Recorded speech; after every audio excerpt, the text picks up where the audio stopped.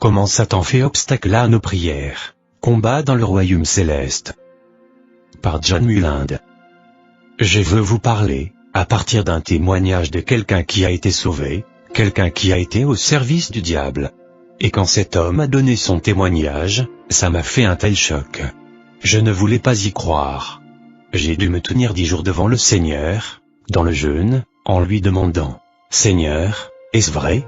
Et c'est à ce moment que le Seigneur a commencé à m'enseigner sur ce qui se passe dans le domaine spirituel, quand nous prions. À sa naissance, cet homme a été consacré à Lucifer par ses parents. Quand il était encore dans le ventre de sa mère, ils ont fait beaucoup de rituels pour le dédier au service de Lucifer. À l'âge de 4 ans, il a commencé à exercer son pouvoir spirituel. Et ses parents ont commencé à avoir peur de lui. Quand il a eu 6 ans, son père l'a confié à des sorcières pour qu'il soit formé. Et en 10 ans, il a fait de grandes choses dans le royaume du diable. Il était craint des sorcières courantes. Bien qu'il soit encore un jeune garçon, il était déjà terrible dans les choses qu'il faisait. En grandissant, il est devenu un jeune homme d'une 20aine d'années avec tellement de sang sur les mains. Il tuait à volonté. Il avait la capacité de sortir de son corps par la méditation transcendantale. Il pouvait parfois se mettre en lévitation, son corps décollé du sol, suspendu en l'air et, parfois, il pouvait entrer en transe et sortir de son corps restait sur place, pendant qu'il allait dans le monde. C'est ce qu'on appelle un voyage astral. Et ce gars-là a été utilisé, par Satan pour détruire tellement d'églises, pour faire tomber tellement d'églises et pour détruire tant de pasteurs. Un jour, il fut affecté à détruire une église qui était fervente dans la prière. Il y avait beaucoup de divisions dans cette église et beaucoup de confusion. Et il a commencé à travailler sur cette église. Mais à cette époque, le pasteur a appelé toute l'église pour un jeûne. Aussitôt que l'église a commencé à jeûner, il y a eu beaucoup de repentance et de beaucoup de réconciliation. Puis les gens se sont réunis et ont commencé à prier pour que le Seigneur travaille parmi eux. Ils ont continué à intercéder et à crier à Dieu, pour qu'il ait pitié d'eux et qu'il intervienne dans leur vie. Et pendant que les jours s'écoulaient, cet homme venait encore et encore avec des esprits démoniaques contre cette église. Mais une parole prophétique leur fut adressée disant aux chrétiens de se lever et de mener la guerre, contre les puissances des ténèbres, qui attaquaient l'église. Alors un jour, cet homme laissa son corps dans sa chambre, et partit pour un voyage astral. Il dirigea une puissante armée d'esprits démoniaques contre cette église. Maintenant, c'est son témoignage. Son esprit se déplaçait dans les airs sur l'église et ils essayaient d'attaquer, mais il y avait une couverture de lumière sur l'église. Puis, soudain, il y eut une armée d'anges qui les ont attaqués et ils se sont battus dans les airs, et tous les démons ont dû fuir, mais il a été fait prisonnier par les anges. Oui, arrêté par les anges. Il a été arrêté par 6 anges. Et ils l'ont emmené, à travers le toit, juste devant l'autel de l'église. Il était là, et les gens priaient. Ils étaient dans une profonde prière, dans un combat spirituel, liant, et brisant, et chassant les démons. Le pasteur était sur la plateforme et dirigeait la prière et la guerre. Le Saint-Esprit parla au pasteur. Le joug a été rompu et la victime est là, devant vous. Aidez-le à travers la délivrance. Quand le pasteur a ouvert les yeux, il a vu ce jeune homme effondré, son corps était avec lui. Il était dans son corps. Le jeune homme a dit qu'il ne savait pas comment son corps l'avait rejoint. Il l'avait laissé chez lui. Mais il était là, dans son corps, il ne savait pas comment il était entré, sauf que de l'ange l'avait porté à travers le toit. Je sais que ces choses sont difficiles à croire. Mais le pasteur a fait taire l'église et a parlé à l'église ce que le Seigneur lui avait dit, et a demandé au jeune homme, « Qui êtes-vous » Le jeune homme s'est mis à trembler pendant que les démons ont commencé à sortir de lui. Alors ils ont prié pour sa délivrance et, ensuite, il a commencé à nous faire part de sa vie. Ce jeune homme est venu au Seigneur, et il est un évangéliste, prêchant l'évangile. Il est aujourd'hui puissamment utilisé par le Seigneur, en rendant d'autres personnes libres au travers de la délivrance. Une nuit, John Mullinde, suis allé à un dîner. La seule raison pour laquelle j'y suis allé était que quelqu'un m'avait parlé de ce jeune homme, et j'étais curieux de le voir et de voir si son histoire était vraie. Je me suis donc assis à ce dîner et, dans la soirée, cet homme a pu donner son témoignage. Il a parlé de tant de choses. Parfois, il se mettait à pleurer à cause des choses qu'il avait faites. Quand il a fini, il a lancé un appel. Il y avait beaucoup de pasteurs dans cette salle. Et il a dit, « J'en appelle à vous, pasteurs. S'il vous plaît, enseignez aux gens comment prier. Les gens qui ne prient pas peuvent être pris par le diable dans n'importe quel domaine, et l'ennemi peut exploiter leur vie et leurs prières de plusieurs façons. L'ennemi sait même comment profiter des prières de ces personnes qui ne savent pas comment prier. Enseignez aux gens comment utiliser l'armure spirituelle que Dieu donne. » Puis il a expliqué comment il a dirigé des expéditions dans les airs.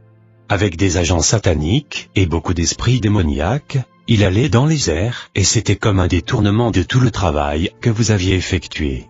Alors, régulièrement, il y avait un temps où il devait aller faire la guerre dans les lieux célestes.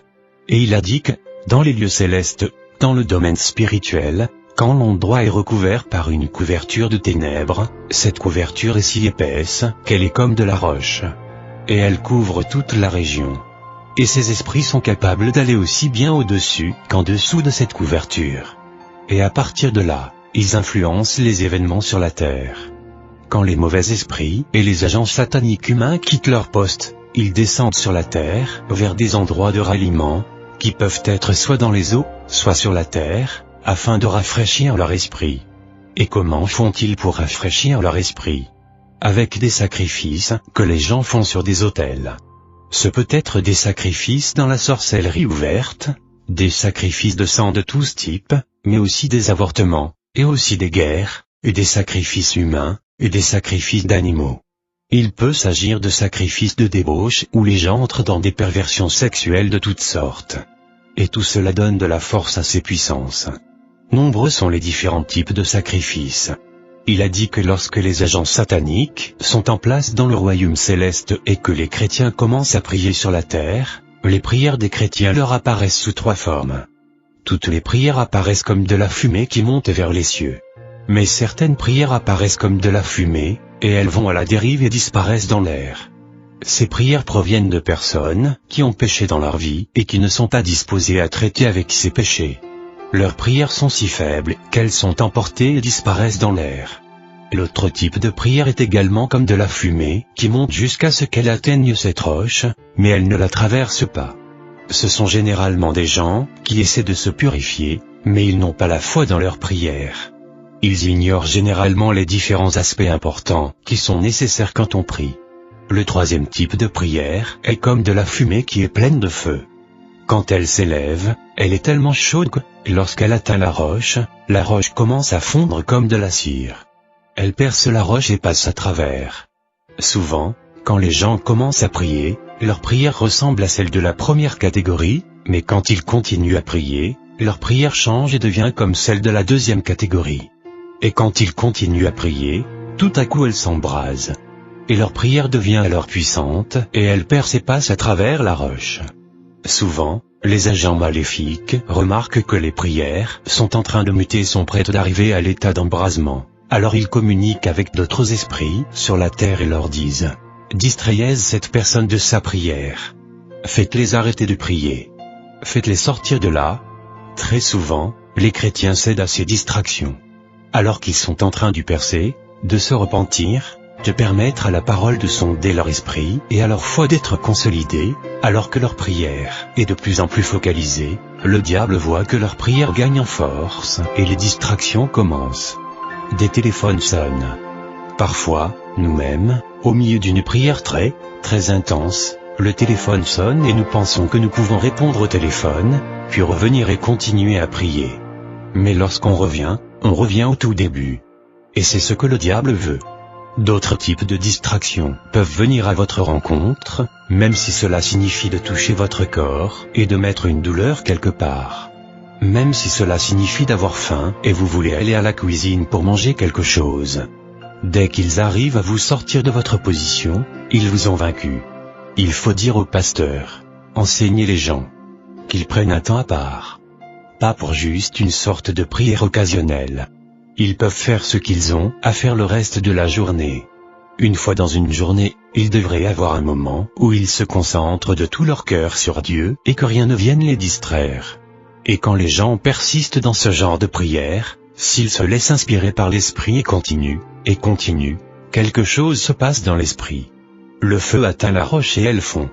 Et cet homme a dit que lorsque la fusion commence, il fait tellement chaud qu'aucun esprit démoniaque ne peut le supporter. Aucun esprit humain ne peut le supporter non plus. Ils prennent tous la fuite. Ils s'enfuient tous. Et il se produit une ouverture dans le domaine spirituel. Et dès que cela arrive, tous ces problèmes dans la prière s'arrêtent. La personne qui prie sur la terre ressent juste que sa prière devient soudain si douce, si agréable, si puissante et intense. Et j'ai découvert qu'à ce moment, normalement, nous perdons la conscience du temps et d'autres choses. Non pas que nous devenons désorientés, mais Dieu prend soin de notre temps. C'est comme si vous laissiez tout tomber et que vous vous connectiez avec Dieu. Et cet homme a dit que quand les prières percent, à partir de cet instant, rien ne peut plus leur résister, et la personne qui prie peut continuer aussi longtemps qu'elle le souhaite. Il n'y a rien qui puisse l'arrêter. Puis il a dit, qu'une fois la prière terminée, le trou reste béant et, quand les gens sortent de leur lieu de prière et s'en vont, ce trou béant se déplace avec eux. Ils ne sont plus à agir sous la couverture. Ils agissent sous des cieux ouverts. Et il dit que, dans cet état, le diable ne peut plus faire ce qu'il veut contre eux. Et la présence du Seigneur est comme un pilier qui vient du ciel et qui se place sur leur vie.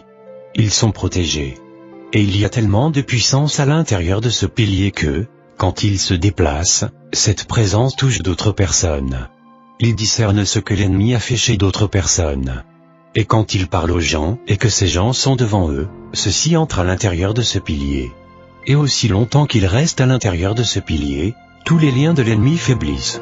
Alors, quand ces gens qui ont cette percée spirituelle parlent de Jésus-Christ avec des pécheurs, la résistance de ces derniers est faible.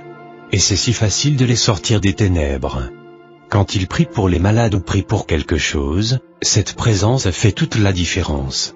Et cet homme dit que le diable déteste ces gens-là. Et il a dit que s'il y a des endroits où la prière est régulièrement pratiquée de cette manière, la présence vient sur cet endroit et ne la quitte pas.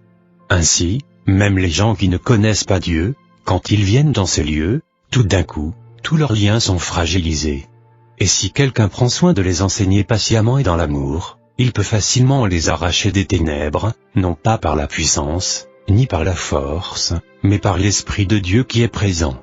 Mais il a dit que si personne ne prend soin de ces gens, ils entrent dans la présence, ils se sentent coupables, ils commencent à se poser des questions, pour savoir s'ils doivent céder ou pas, mais ils ne sont pas arrachés aux ténèbres et, quand ils s'éloignent de là, leurs liens deviennent encore plus forts. Et le diable fait tout son possible pour ne pas leur permettre de revenir dans ce genre d'environnement. Vous pouvez imaginer que nous étions tous assis à regarder cet homme. Il nous racontait les choses qu'il utilisait pour agir et ce qu'il faisait pour voir. Puis il nous a dit ce qu'ils font aux gens qui percent dans la prière. Il a dit qu'il repère ces gens, il les étudie et relève tout ce qu'ils peuvent trouver sur cette personne. Alors, ils connaissent ses faiblesses, et quand l'un de les tient en échec dans la prière et perce, ils communiquent avec d'autres esprits et disent « Ciblez-le avec ceci, et avec cela, et avec cela, ce sont ses faiblesses. » Alors, quand cette personne sort de son lieu de prière, l'esprit de prière est sur lui, la présence de Dieu est sur lui, son esprit est fortifié, la joie du Seigneur est sa force. Et quand il se déplace, l'ennemi essaie de faire ces choses qui peuvent le détourner et l'empêcher de se concentrer sur le Seigneur. Si l'humeur est son domaine de faiblesse, alors l'ennemi va pousser des gens à faire des choses qui peuvent vraiment le mettre en colère. Et s'il n'est pas sensible à l'Esprit Saint et qu'il se laisse aller à la colère, il détourne ses yeux du Seigneur. Il se met en colère, et quelques minutes plus tard, il veut mettre tout ça derrière lui et continuer à marcher dans la joie du Seigneur. Mais il ne la ressent plus. Il essaie de se sentir bien à nouveau, mais il ne le peut toujours pas. Pourquoi ? Quand il a cédé à la tentation, ils ont travaillé dur pour refermer la porte d'en haut. Et une fois qu'ils ont restauré la roche, la présence de Dieu est coupée. La personne ne cesse pas d'être un enfant de Dieu, mais ce supplément d'onction qui était sur sa vie, cette présence qui peut agir sans qu'il n'y ait rien à faire, cela est juste coupé. Les démons cherchent où sont les faiblesses des gens. Si c'est dans la tentation sexuelle, l'ennemi va préparer des gens, des événements, quelque chose qui va soudainement faire ressortir cette passion, pour aller vers cette tentation. Et si l'homme cède à cette tentation, accepte de recevoir ses pensées, il se distrait, et quand il en a fini de prier qu'il veut à nouveau se déplacer dans l'onction, il s'aperçoit qu'elle n'est tout simplement plus là. Peut-être vous dites-vous, ce n'est pas vrai. Rappelez-vous seulement ce que la Bible dit. Mettez le casque du salut. Mettez sur vous la cuirasse de la justice. Normalement, nous ne faisons pas attention à l'utilité, à la fonction de ces armes de guerre. Mais rappelez-vous ce que Jésus nous demande de prier à la fin du « Notre Père ». Ne nous soumets pas à la tentation, mais délivre-nous du malin. Chaque fois que vous avez une percée dans la prière, quand vous arrivez à la fin, n'oubliez pas que vous n'êtes encore qu'un humain, faible. Rappelez-vous que vous n'êtes pas encore parfait. Demandez au Seigneur, et dites, « Seigneur, j'ai aimé ce temps de prière, mais quand je sors dans ce monde, ne me soumets pas à la tentation. Ne me permets pas de marcher dans les pièges du diable. Je sais que l'ennemi a mis des pièges devant moi. Je ne sais pas sous quelle forme. Mais je sais que je suis encore faible dans certains domaines. Je sais que si je me trouve au mauvais endroit, je risque de céder. Protège-moi, Seigneur. Quand tu me vois me diriger vers là où se trouve le piège, fais-moi juste me tourner de l'autre côté. Interviens, ô Seigneur. Ne me permets pas d'avancer juste avec ma propre force et ma propre capacité. Délivre-moi du malin. Dieu est capable de le faire. Il est capable. C'est pour ça que, parfois, quand des choses arrivent, tout ce que vous avez à dire c'est « Merci, Jésus ». C'est pour ça que l'apôtre Paul a écrit en 1 Thessaloniciens 5, 18. « Rendez grâce en toutes choses, car c'est à votre égard la volonté de Dieu en Jésus-Christ. » Certaines choses ne sont pas bonnes. Elles peuvent être douloureuses. Et nous nous demandons pourquoi Dieu ne nous les permet pas. Si seulement nous savions qu'il ne fait que nous sauver de ces choses, nous le remercierions. Quand nous apprenons à faire confiance au Seigneur, nous le remercions en toutes choses. Bien-aimé, je ne sais pas s'il faut aller plus loin, parce que je ne veux pas commencer quelque chose que je ne pourrai pas terminer. Permettez-moi juste de passer à l'étape suivante. Cet homme a dit que quand la prière perce comme ça, la réponse arrive toujours. Il a dit qu'il ne connaît pas un seul cas où la prière a percé et où la réponse n'est pas arrivée. Il dit que la réponse arrive toujours, mais que, dans la plupart des cas, la personne qui a demandé n'arrive jamais à avoir cette réponse. Pourquoi ? À cause de batailles dans les lieux célestes. Il dit que pendant le temps où ils réussissent à couper la liaison avec le ciel et à restaurer la roche, ils regardent cette personne et ils attendent parce qu'ils savent que la réponse est définitivement reportée. Et puis cet homme a parlé de quelque chose qui a vraiment ébranlé ma foi. C'est à cause de ce qui suit et qu'il a partagé avec nous que j'ai fait un jeûne de 10 jours pour demander « Seigneur, est-ce vrai ? Peux-tu me le prouver ?» Cet homme a dit que chaque chrétien a un ange à son service. Maintenant, nous savons ce que la Bible dit des anges en Hébreux 1, 14. Ne sont-ils pas tous des esprits au service de Dieu, envoyés pour exercer un ministère en faveur de ceux qui doivent hériter du salut ? Il a dit que quand les gens prient, la réponse arrive dans les mains de l'ange. Et l'ange apporte la réponse, comme on peut le lire dans le livre de Daniel. Puis il a dit quelque chose de vraiment difficile. Si celui qui prie connaît les armes spirituelles et s'en est revêtu, la réponse vient par un ange, qui est également revêtu de l'armure complète. Mais si celui qui prie ne fait pas attention à son arsenal spirituel, leurs anges viennent sans armure spirituelle. Les chrétiens qui ne se soucient pas de cela arrivent dans l'âme. Ils ne combattent pas dans l'esprit. Leurs anges viennent sans leur casque. Quelle que soit l'arme spirituelle que vous ignorez sur la terre, l'ange ne l'a pas non plus quand il vous sert. En d'autres termes, notre armure spirituelle n'est pas la protection de nos corps physiques, c'est la protection de nos exploits spirituels. Cet homme a dit que, lorsque l'ange arrive, les démons se focalisent dessus, ils le regardent et repèrent les zones qui ne sont pas protégées, et ce sont ces zones qu'ils attaquent. S'il n'a pas de casque, il tire sur sa tête. S'il n'a pas de cuirasse, il tire sur sa poitrine. S'il n'a pas de chaussures, ils font un feu pour qu'il marche dans le feu. Maintenant, je suis en train de répéter ce que dit cet homme. En fait, nous lui avons demandé, les anges peuvent-ils sentir le feu ? Et vous savez ce qu'il nous a répondu ? Souvenez-vous, il s'agit d'un royaume spirituel. Ce sont des esprits qui traitent avec les esprits. La bataille est intense, et quand ils maîtrisent un ange de Dieu, la première chose qu'ils ciblent c'est la réponse qu'il apporte, et il la leur donne. c'est ce qu'ils, les démons, donnent à ceux qui font des cultes sataniques, de la sorcellerie et à ceux qui disent « J'ai eu ça par la magie ». Rappelez-vous ce qu'il est écrit en Jacques 1, 17. Toute grâce excellente et tout don parfait descend d'en haut, du Père des Lumières. Ça veut dire que toutes les bonnes choses viennent de Dieu. Alors d'où viennent les choses que le diable donne à son peuple? Certaines personnes qui ne peuvent pas avoir d'enfants vont voir des sorciers et des satanistes, et elles tombent enceintes. Qui leur a donné ce bébé? Satan est-il un créateur? Non. Il le vole à ceux qui ne prient pas jusqu'à la fin. Il est écrit en 1 Thessaloniciens 5, 17. Priez sans cesse.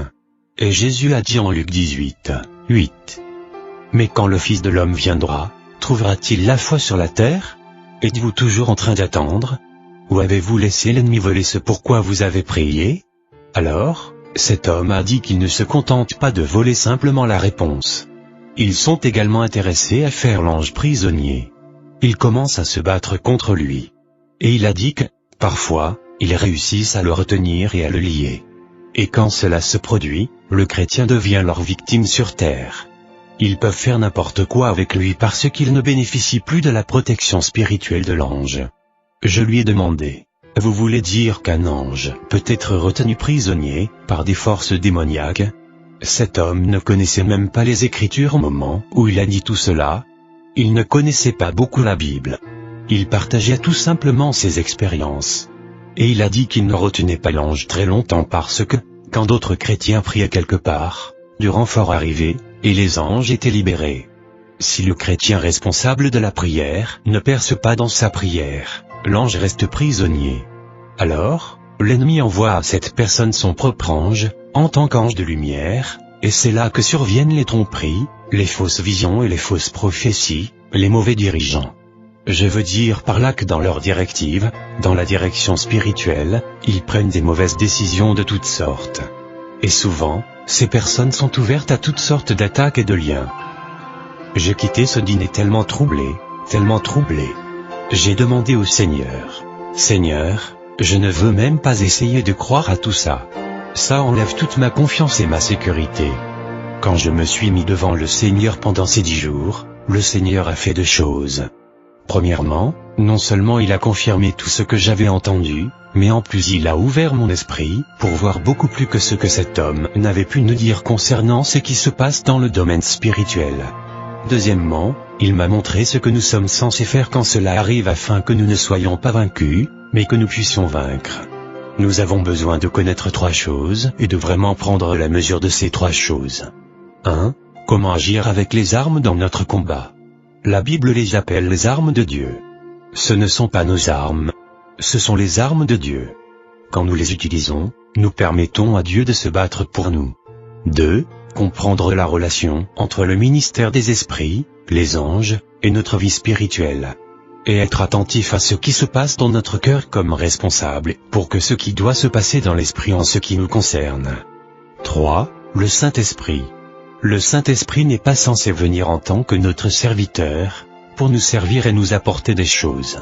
Il n'est pas à courir de droite à gauche vers le Père, pour lui faire part de ce dont nous avons besoin. Ça, c'est le travail des anges. Mais il se tient à nos côtés. Pourquoi faire? Nous guider, nous enseigner, nous conduire, nous aider à prier de la bonne façon. Et quand ces choses se produisent dans le domaine spirituel, il nous dit, et parfois il vous réveille dans la nuit et dit, « Prie ». Vous dites, « Non, ce n'est pas encore l'heure ». Et il dit, « Prie maintenant ». Pourquoi? Parce qu'il voit ce qui se passe dans l'esprit. Quelquefois il dit, « Demain, tu jeûnes ». Vous dites, « Oh, non, je commencerai lundi ». Mais lui sait ce qui se passe dans le domaine spirituel. Nous devons apprendre à être sensibles au Saint-Esprit. Il nous guide dans les sentiers de la justice. Bien-aimés, nous devons nous arrêter ici. Peut-être que demain matin, nous pourrons parler de comment avoir une prière efficace, apprendre à faire la guerre dans l'esprit, et comment nous pouvons faire une percée. Comment maintenir notre percée une fois que nous l'avons obtenue. Et une fois que nous apprenons ça, prier devient agréable. Puis, nous apprenons une chose, cette bataille n'est pas la nôtre, la bataille est à notre Seigneur. Alléluia. Nous allons juste nous lever. Regarder quelqu'un dans les yeux, et pensez seulement au nombre de fois où cette personne a pu manquer ce que Dieu avait pour elle.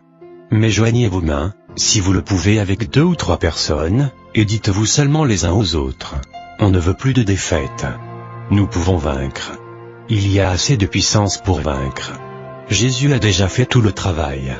Priez les uns pour les autres, que le Seigneur vous aide à vaincre. Nous ne devons pas perdre. Il y a assez de grâce, assez de puissance pour la victoire. Merci Jésus.